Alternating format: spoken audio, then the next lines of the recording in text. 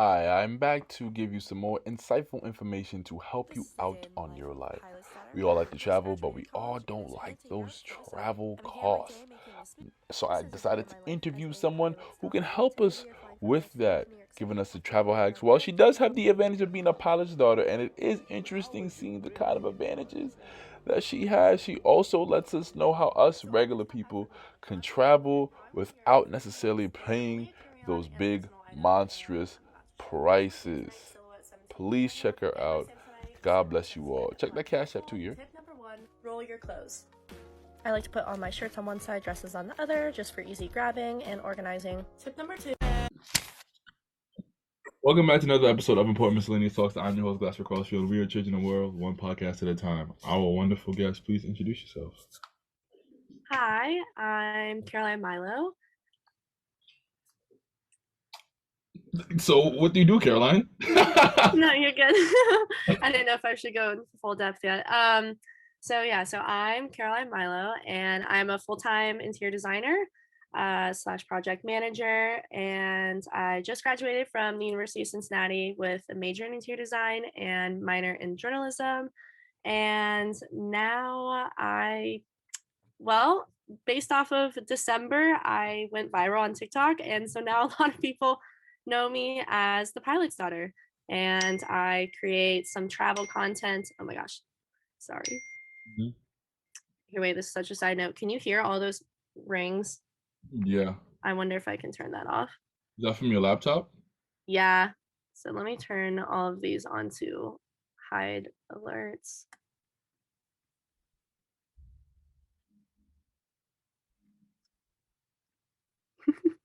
Sorry about that. No, you're good.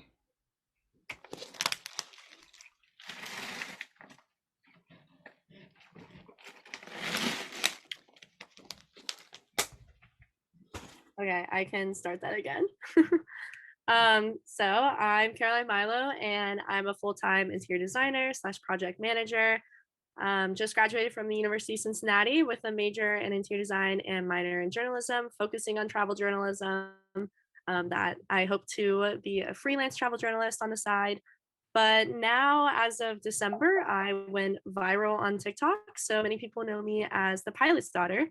And I create sort of this content that's centered around travel, focusing on travel hacks, how people can really be inspired to travel and where they should go, the best itineraries for these places, and things I've learned from my experience growing up with travel.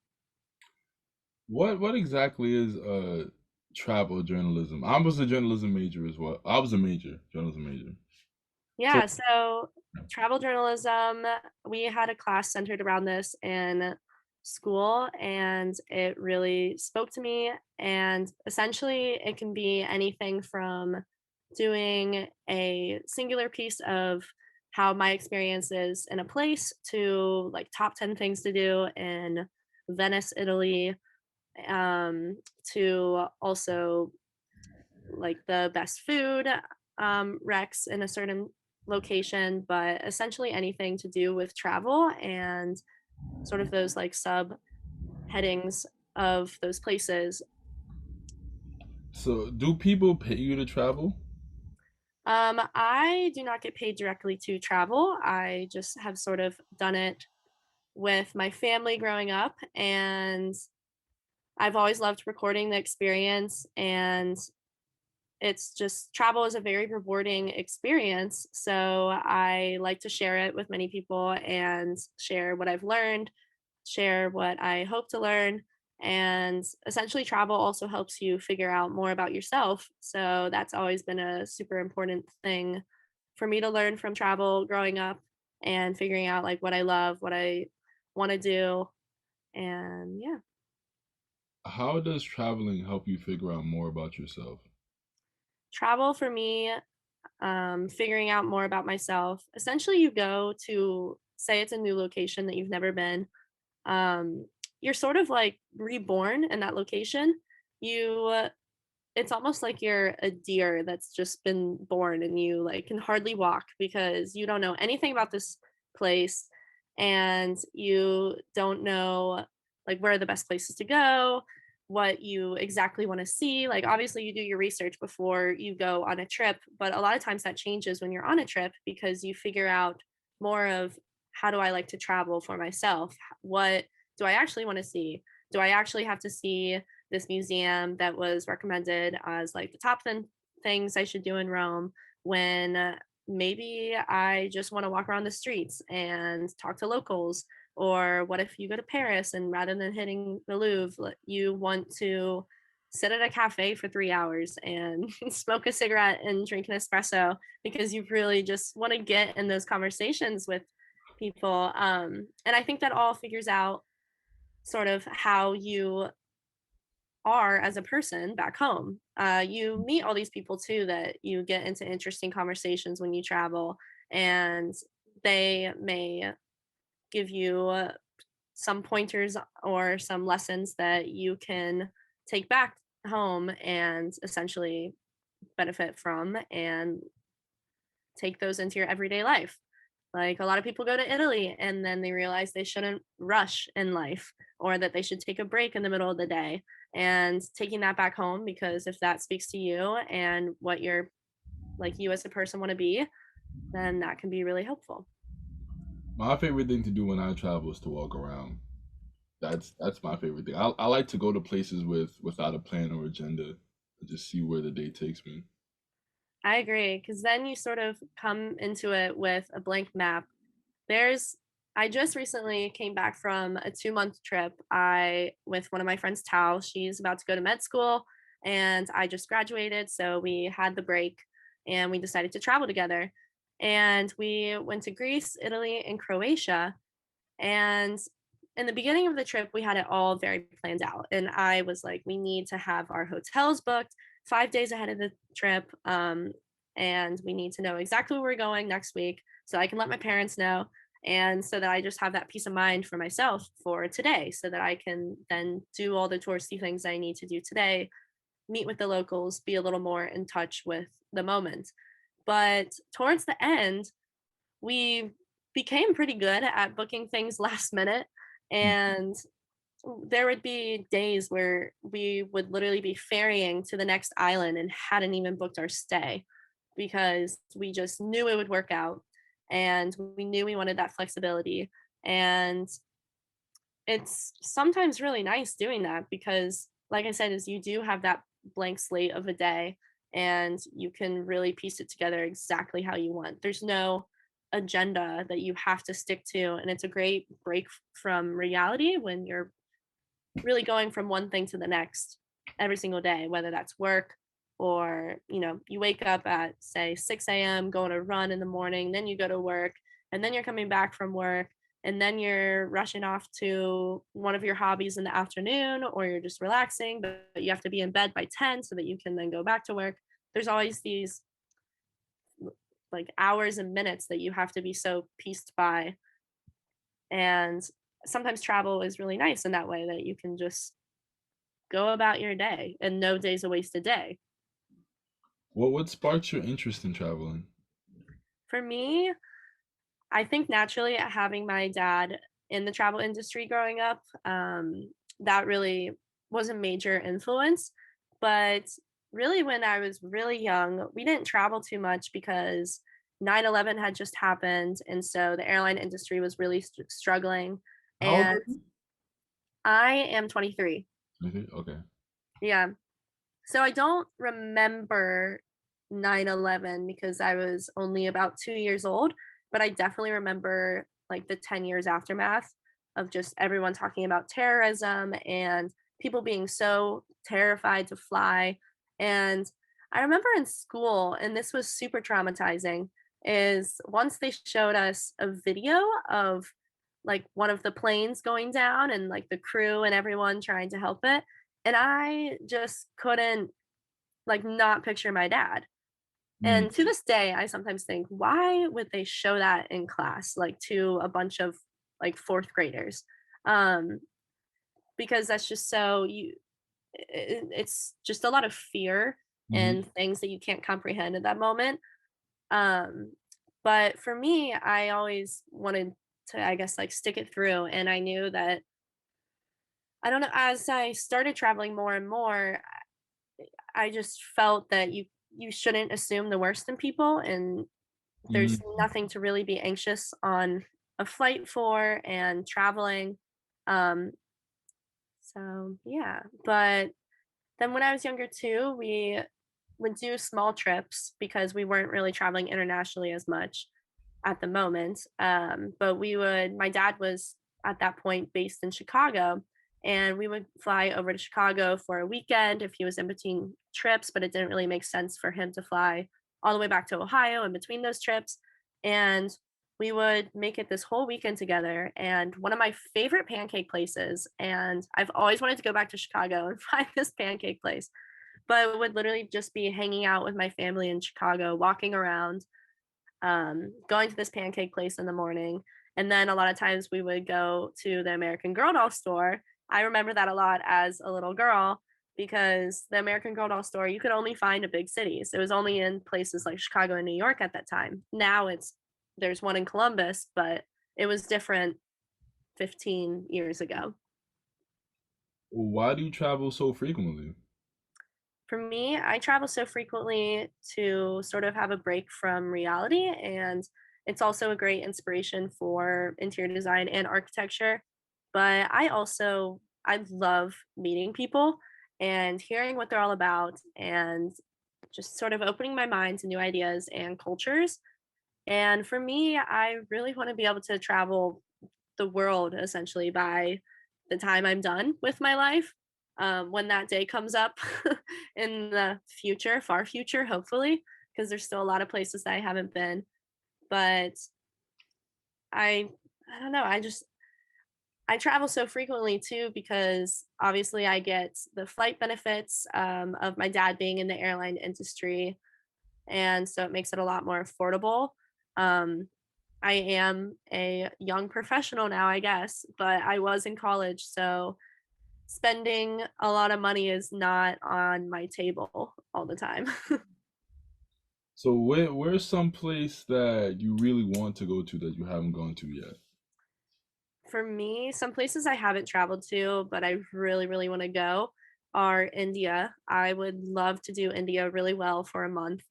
That I think I'm going to have to wait until I'm a little bit older, based off of I've already started like researching and planning out like an itinerary for a whole month in India.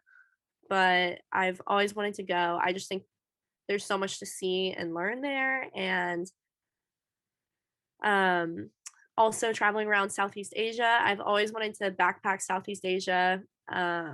That's a huge dream of mine. I hear about these people that go on these wonderful trips there, and I haven't been back to Asia since second grade. So that was actually my first time out of the country. And it was such a culture shock for me because that being my first time out of the country, and I was this I think I was 8 years old. I was this 8-year-old, blonde hair, blue-eyed little girl only speaking English from Ohio, that it was just so different, and it was so interesting, and traveling the Great Wall of China and just seeing all the camels that were around in that area, and I know it's changed a lot, um, since that time. That was I mean, before Facebook really and all of these social media. That was before an iPhones. That was Mm. such a long time, and I've always wanted to go back to Asia in general, but also Beijing to compare those experiences. Um, but also in Southeast Asia, Bhutan has is a huge bucket list item for me. By the Himalayas, you can only travel there during certain times of the year, and it takes specialized pilots to actually get around the mountains to get you to Bhutan. And I feel like their culture is just so different than mine, and I've always been super curious about it. Interesting. Those are some names that you don't typically hear that often. Like we typically get but you probably been everywhere. Like you've been to Dubai. I'm assuming I have not been to Dubai. that's one that's That known on everybody's bucket list. Yeah, Dubai for sure. I feel like that's a little more accessible. It's too Well, easy. besides price wise, maybe. Um, but I haven't done much research on Dubai. But I feel like Dubai and then like places like Egypt. I feel like I'll be able to get there within the next 10 to 15 years, but for places like India, Bhutan, and like doing a really long trip in Southeast Asia, I feel like those are things that I might have to prepare for if I want to do it really well. And that might take even longer. Gotcha. Do you speak more than one language now? I speak Spanish and English, but I'm currently trying to do 30 minutes a day to learn French because I've always wanted to learn French. I heard And it's. also, yeah. And then I've always wanted to learn Italian as well. Mm. Um, but I that's actually something now that I'm done studying all the time and pulling all-nighters for my major and my minor. Um, I sort of have that time after I'm done working probably 40 to 50 hours a week, etc., in New York to sort of figure out what I want to learn on the side and things I want to do to better myself. And I think learning languages is one of the most valuable things you can do because Mm. people in these local areas, you get a completely different experience if you can connect with them by speaking their language. Have you eaten pizza in Italy? I have eaten pizza in Italy. Have you eaten pizza in New York? I have eaten pizza in New York. Which one do you think is better? Oh my gosh, this is honestly such a loaded question because they're very different,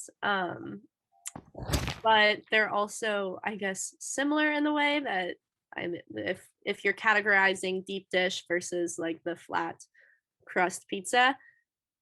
Um, Gosh, I love my $1 slices in New York. I really do. I really do. Which one's again? I love it. Yeah, Italy is a great experience with pizza, obviously, but it's one of those things you sit down for and you enjoy. And Mm. sometimes I really enjoy just eating on a curb a $1 slice of pizza from New York. It is one of my favorite things to do, honestly. And you're not the first person I've heard that said like pizza in Italy is not better than New York. It makes a born and raised New Yorker feel so good when those things happen. So, Absolutely. well, what are some of the best ways for someone who has an average salary to travel in luxury? Yeah, I think um, one of the best things you could do if you're looking for a more luxurious way to travel, but you're on an average salary, is traveling where your money does most and can go further. Um, Coming off of this recent trip in Greece, a lot of the places that we went to were very affordable because we avoided the touristy islands. Mm. I'm like me and Tao, we were staying in some Airbnbs that were about $10, $20 a night, and they were nice. And that was in Paros and Tinos specifically. And then our meals would be around $20. That was not per person. It would be $20 split. So then like basically a dinner where we would have like fresh fish and we would have some nice sides and it was all so good like the tzatziki, the olives. Oh, um, it was so good. And it would only be $20. So it'd be like $10 per person. So it would, we could have this nice meal because the US dollar went farther. And currently, right now, the inflation rate and just like the US dollar to euro conversion at the moment is pretty good. So Yeah, for real. not only did Tao and I save up money over the years to be able to take a big trip at some point, and I was doing that on an internship budget. So and that was, I only interned in between semesters. So I was able to save like 50% of my paycheck.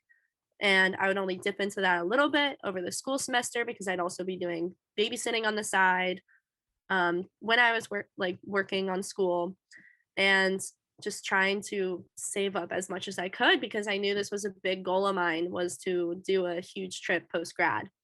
But Costa Rica is also a great place to go for your money to go further. And the time I went there, I traveled actually during their off season, which is their sort of like rainy season. And so it was literally raining like every day for a little bit. And then like my hair did not dry the whole entire time because I have very thick hair. And we would do these excursions in the afternoon to like rainforests and all of these like waterfalls, and then or like we would go to the beach, and then I would shower, and then it would start raining, and my hair was not dry the entire week that we went, and I will always remember that. But things like the meals in Costa Rica were like $3 US dollar. So going to these places, and I stayed with a host family, so that was almost like no cost to me, and I got to speak my Spanish, and really connect with those locals and see all of their top recommendations. Um, and it was a really great experience for not spending too much money. What has been your favorite and least favorite place that you've traveled to thus far?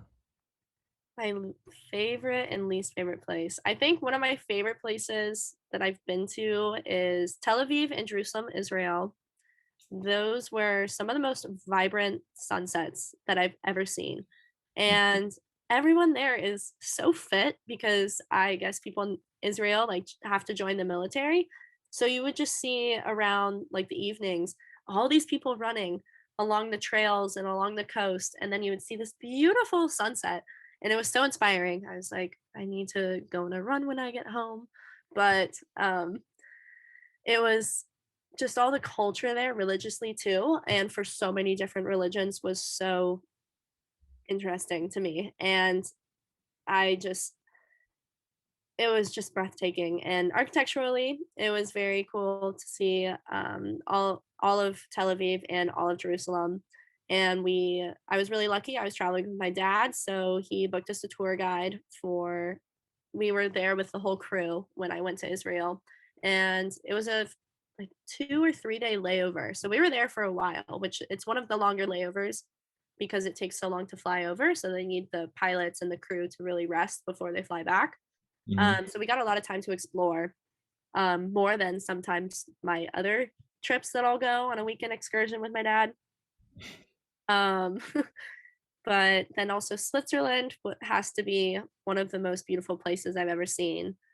Um, just all the lakes, and I've only actually ever been there during the summer, but I've always wanted to go back to Europe and try to ski like more places in the wintertime. I haven't skied Switzerland yet, but the summertime was just it was absolutely gorgeous, and we did so much hiking, and I really was really feeling my moment of Sound of Music when I was there. Just the cows were literally on all of the like mountaintops, and you would hear their cowbells ringing, and just the people were so nice, and the cheese fondue, and I was there with my whole family, so I think that also made a very positive experience because it's a lot of times it's who you're with on a trip can really add all the value. Yeah, I definitely heard that because I've heard some horror stories of people who travel with people that they figure would be a good travel buddy and actually weren't. So it's very important to pick your group wisely. Absolutely.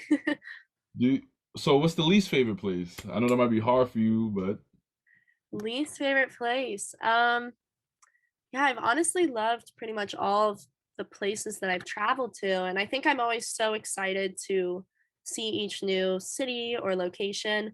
But I think one of my least favorite places I've been to is Pisa and Venice. Um, they both are huge tourist traps, honestly, and I think at least for Venice, it's one of those things that you must see once in life at least, but it's not a place I'm probably gonna go back to. I just maybe I ate at all the wrong restaurants, but I did not think the food was comparable to any of the other regions of Italy that I've been to. It was very crowded because it's very touristy, and I just it was very beautiful though, and the water taxis were really interesting, to see that people use those and how they get around. Um, and then what was that? Oh yeah, and then Pisa was just one of those things that I sort of checked off a bucket list, and I saw it, and I definitely don't need to go back. Um, some of the some of the food was just like so expensive compared to other regions in Italy. And I was like, yeah, I'm so glad that I packed food for myself when I went here because why would I be buying like a like pizza or gelato that costs like 100% more than where I can get a better pizza and gelato or easily comparable back in another area. Got you. So, what would you say is the most overrated place and the most underrated place you've been to? Ooh, overrated. I definitely think it's Pisa. I don't think a lot of people Pizza like, is in Italy. yeah, Pisa, Italy. It's like the Leaning Tower of Pisa. All of that, where people make those poses. It's great. And just I don't think it's a I don't think people actually overrate it. I think people are pretty real about this is Pisa. Yeah, go see it, go learn about it, but like you won't have to go back. But and it's definitely one of those places that I just will never have a desire really to go back. But underrated? Oh gosh. Trying to think. I think a lot of people have a lot of love and hate for Amsterdam, and I will always love Amsterdam. I think the architecture is so cool, and I think there's so much history with the Anne Frank house. And Anne Frank was not the only Jewish person to go in hiding. There was a little girl that wrote diaries and all of that. And but she's obviously the one that Americans Mm. know pretty well. But there's just a huge history with like World War II in Amsterdam and the surrounding area of Amsterdam and just the Netherlands in general. But I will always love Amsterdam, whether it's in the winter or the summer. It's definitely one of my favorite cities, I think. I've heard good things about Amsterdam. I've heard only love, not the hate from Amsterdam. I hear it's similar to New York, kind of. Yeah, it's I can see the similarities because it has those houses that are very small in the front because they built them initially supposedly for taxes because it can go really lengthy long wise. But then like the front, if it's smaller in the front, like width wise, then it costs less money. I guess for the person that lives there. But it's a lot of people in like one area. And I love that they bike everywhere. And there's just all these little tiny shops that you can sort of roam into. It does sort of have a similar vibe to some areas in Brooklyn because it's also pretty like trendy and yeah, very vibey. And the people are, I mean, it's a very diverse community. I from what I've seen, Mm. so that reminds me a lot of New York in that way. What are some of your favorite travel hacks? Oh my gosh, I have so many travel hacks. I literally listed out as many as I could think. But so, one of the biggest things is I'd say bring reusable bags like a Lululemon bag, or if you buy one in duty free, sometimes you can stuff some extra things in there and the airline will not say anything about it. So, that was really handy for Tao and I when we started shopping more for our loved ones before the end of our trip. And so we were carrying around a little bit more, and it helped us essentially bring a few more items onto the plane without having to pay like $50 for an extra carry on or something like that. Mm. Um, I always suggest downloading the airline apps so that you can keep like up to date on if there's delays or be just like so that you know and can predict like the schedule. My TSA app also gives you estimated wait times, which is really nice. But I do always suggest arriving 3 hours before boarding during summer travel and holidays. And then, and especially this summer has been, it was so crazy. Or if you're going to Paris, you need to be there 3 hours ahead of time. Like my family and I, the last time we went to Paris, we literally were in all the TSA lines and all of the we didn't even check a bag, I don't think. But it took us 3 hours to get through everything. It was literally insane. And there were multiple people that were running up to me that I could hardly understand because I only speak Spanish and English, and they were asking me essentially if they were, I think for their flight, and if they were calling people to essentially move people through that were about to miss their flight. And some guy, his flight had literally left an hour previously. And he was like, because I looked at his ticket and it said, I think it was like 11:30 in the morning, and his flight left at 10:30, and he was still trying to get through the TSA and still confused. Um, so yeah, but a general rule for normal travel, I like to do 2 hours before departure, being through the TSA.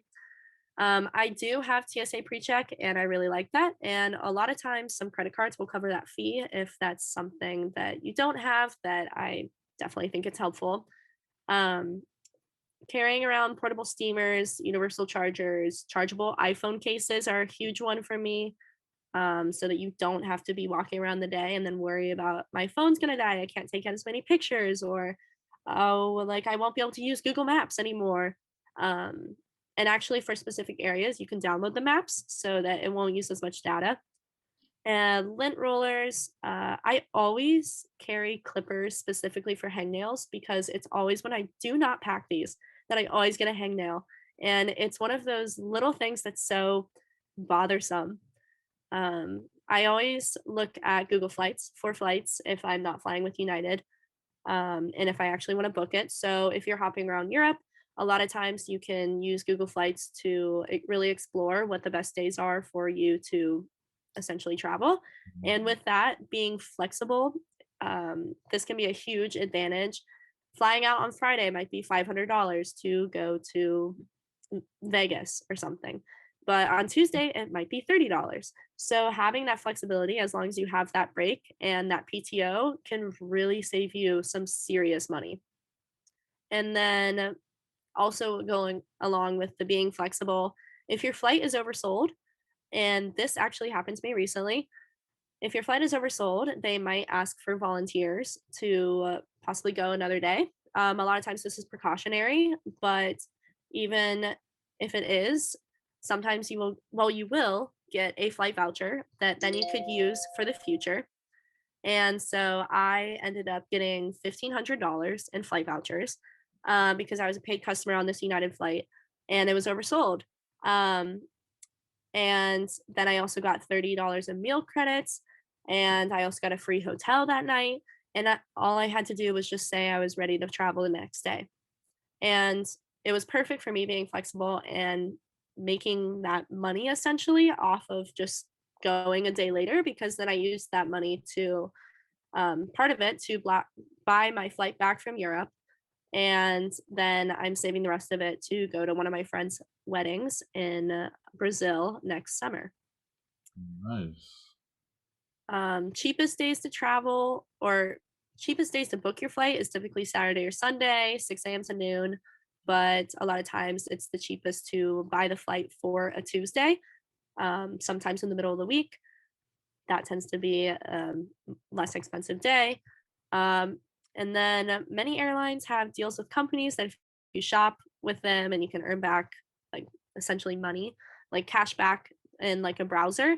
So I think like United does this for Mileage Plus. And so if you're shopping for say some Lululemon shorts, then you can just pop on your browser and make sure that it's syncing and buy those Lululemon shorts and earn cash back that you can then use for flights in the future. And packing light is always really nice. Uh, Fanny packs I really like, or if you're not into fanny packs, have like a separate smaller purse where that's like directly in a pocket or an area in your bag that you can easily take out your passport and IDs when you're going up to security and then putting it away. Because a lot of times for international flights as well, you will be pulling those IDs and passports and your boarding pass out multiple times, and so you want to have that flexibility and easy in and out of your bag so that you essentially save time for everyone that's in line. And then my last tip is I always pack basics, and this helps me pack light. But neutral clothes, I say 80%, and then fun pops of color because I love my prints and pops of color and accessories. I say that 20%. Got you. Wow. You should. You should like have a blog or something, man. Oh, you have the TikTok, so that's kind of like a blog. Yeah, I I'm I've hardly even been able to keep up with my TikTok and all these things I want to share with people just because like I completely unplugged when I went to Europe, and as much as I want to share my experiences, that was a very much needed break for me because I had always been studying so hard in school, and then I'd only have a week in between ending school and then going to my internships, and this was my whole cycle the past 5 years. So I would have to like pack up and move to San Francisco for then I'd be in San Francisco for 4 months, and then I'd have to pack up and move back to Cincinnati all in a week and Do you all of that. So like that kind of lifestyle to kind of just get up and go, or does that? It has to get tiresome after a while, though. I know it must.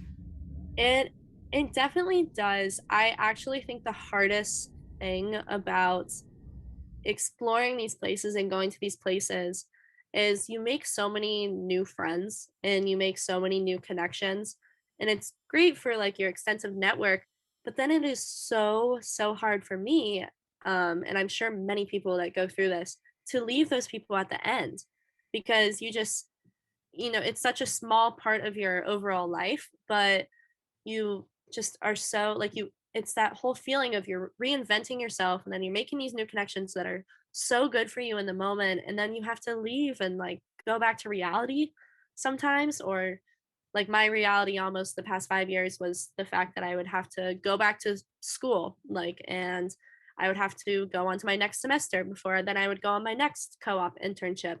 And so I made all these friends and I lived in Brooklyn for 4 months. This was pre-COVID. So I lived in San Francisco, Brooklyn, and then Denver was my last co-op, and then 2 of them were remotely because of COVID, so I was just living at home. But all of those 3 places, I was there for about 4 months, so I really started to make a life for myself because it started to get really comfortable, and I really started to get the hang of things, and then I would have to leave. Mm. And the only thing is though, if I were to go back, I would absolutely still do it again. Like it was like I think I was crying in the San Francisco airport as I was leaving because that was my first co-op, and I lived in a hacker house with like 30 plus people, and they all became such amazing connections and friends. And it was my first internship as well, so it was a whole new experience, and it was really tough leaving. What are some of your favorite credit card hacks? Some of my favorite credit card hacks. Personally, as a recent college graduate, I'm just now starting out on my credit journey, but I've had a basic no fee card the past couple of years that earned me some cash back for travel. Um, but then I've heard the Chase Sapphire Preferred. I haven't used this personally because I haven't been approved, but they're like, until you are a full time professional, you can finally use this credit card. At least that's like what my experience has been. But I've done a lot of research into this credit card because it's often highly recommended. And my older brother and my sister-in-law have both used it as well as her sister. And it's a pretty low annual fee of $95, but you earn points for every dollar you spend. And there's also some sort of bonus. I think it's like 60,000 bonus points if you spend $4,000. Um, I think it's in a certain amount of time frame, I would imagine. But if you're going on a big or expensive trip, like a long one or just it's expensive, you can easily reach like that by booking flights, stays, and excursions. For me, on this past like Europe trip that I did for 2 months, I spent over $4,000, but I didn't spend too much over that, so I would have gotten those 60,000 bonus points if I would have had a Chase Sapphire Preferred. And when you get those bonus points, essentially you can trade in those rewards for then using towards travel in the future to save money. Got you. Need that Chase Sapphire. You said you have to become a full-time professional first. Yeah, they didn't. Well, that's just what my experience has been. Okay.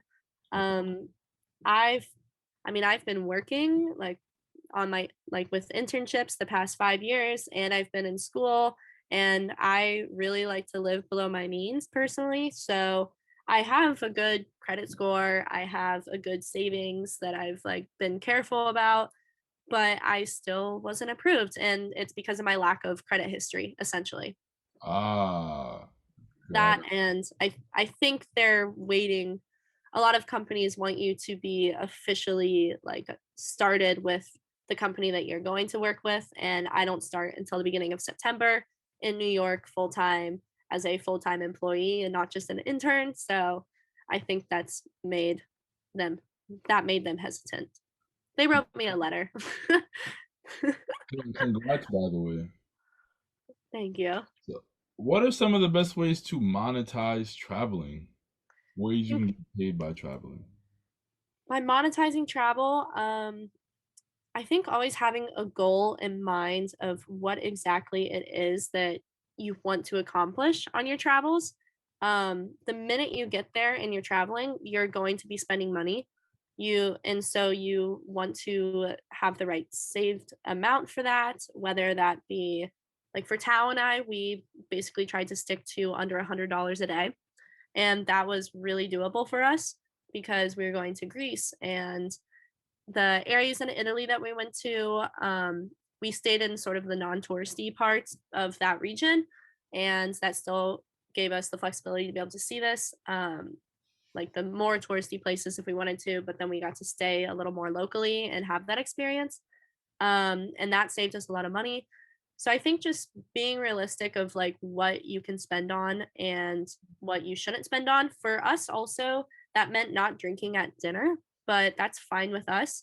We would rather like buy a bottle from the market that's still an authentic Italian bottle of wine and share that in our Airbnb on a rooftop, rather than buying like a $20 bottle of wine at, or not I doubt there's any bottles of wine that are actually $20, but probably more like a $50 a bottle of wine for the table for dinner.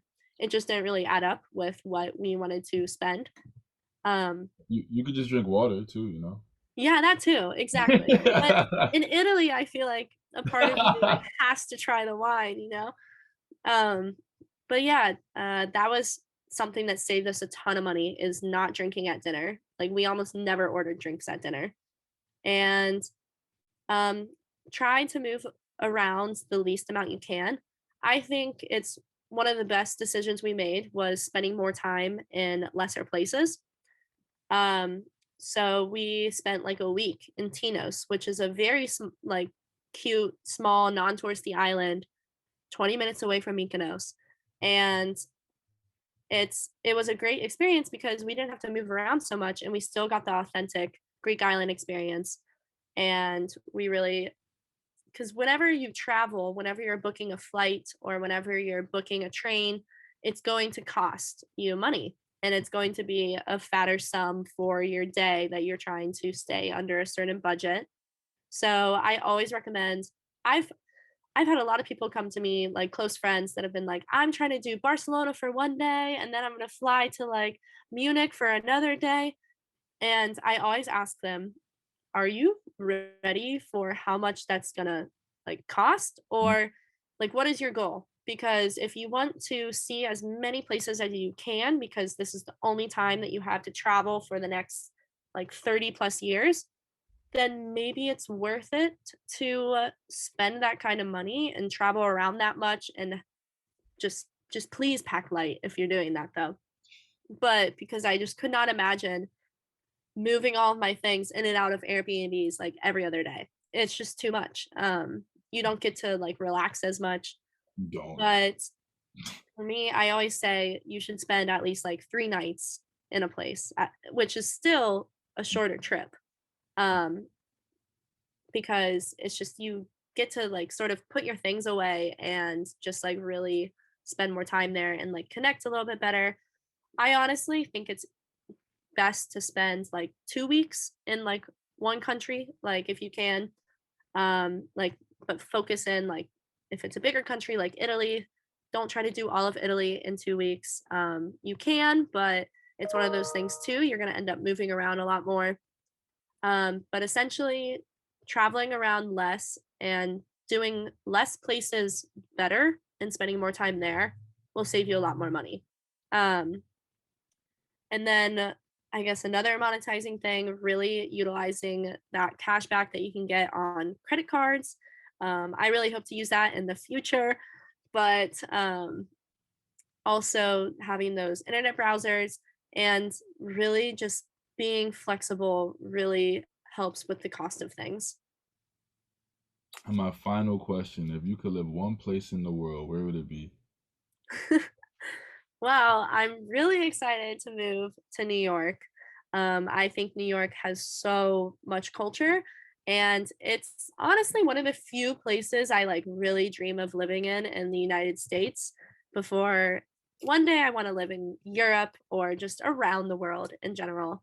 Um, but I mean, I also haven't really looked into like the politics of a lot of European countries, so I don't know if I would like because Greece is a lot more, I guess, better for women to live in a lot of times. But then also, like, we talked to some of the locals, um, and like some of them had like different opinions because obviously, like with Roe v. Wade being overturned, like female body anomaly has been like a huge discussion amongst the world, and so a ton of Europeans would see that we were American and want to talk to things about like that with us. I've heard the Nordic countries are a great place to live. And but like I said, I haven't really done the research. I think in a perfect movie fairy tale life, I would love dreaming about living on a vineyard and painting in Italy. But like I said, I really haven't looked into that. And right now, I'm really just focusing in on moving to New York and being a part of that culture and learning from others there.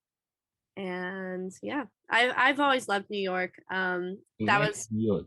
one of the first big cities that I visited when I was in kindergarten, and I actually ended up crying when I was there because I missed my friends back home. But overall, my memory of my first time in New York has been a very positive one. And I just remember thinking that it's amazing that you can really walk everywhere that you want to go. Don't need a car. Mhm. That's a huge, huge plus for me. I love to walk, but I also just love having that accessibility. There's always things to do in New York, and I'm a very energetic and active person. So I love that aspect of it. And I feel like a lot of people from all over the world live in New York. I feel like it's not just Americans. And so it gives those sort of like international experiences and connections that you sometimes seek when you're traveling. Um, you could meet someone easily that like just moved to New York that's from like Finland, and they're just there for like 2 months on an internship or something, but then they're also working in a cafe, or you just can make those sort of you can still like expand your mind so easily because you're in this huge city with so many people, and like you can still learn about all the different cultures that are there. So New York is your final answer. I guess. All right. Love hearing it. Love hearing it. Well, that's all the questions I have for you. Thank you so much for taking the time out to speak to me. I appreciate it. Of course, thank you. I feel like I've never like talked this so much all at once. So this was such a different experience. I was like, oh my gosh, did I like talk too much, or like did I totally talked his ear off about travel. You're on this podcast for a reason, so you came on here to talk. That's what I asked you to do. Thank you. Perfect. Thank you so much.